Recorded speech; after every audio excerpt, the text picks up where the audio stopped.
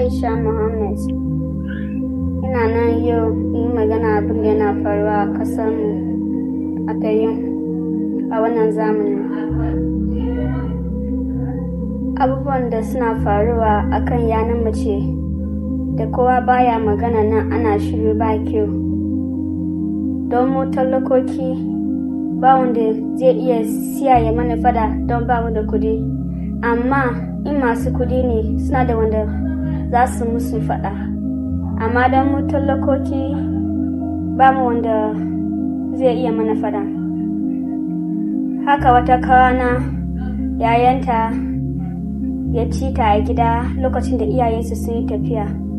Da iyayensu suka dawo ta gaya musu, amma ba su yarda da ita ba.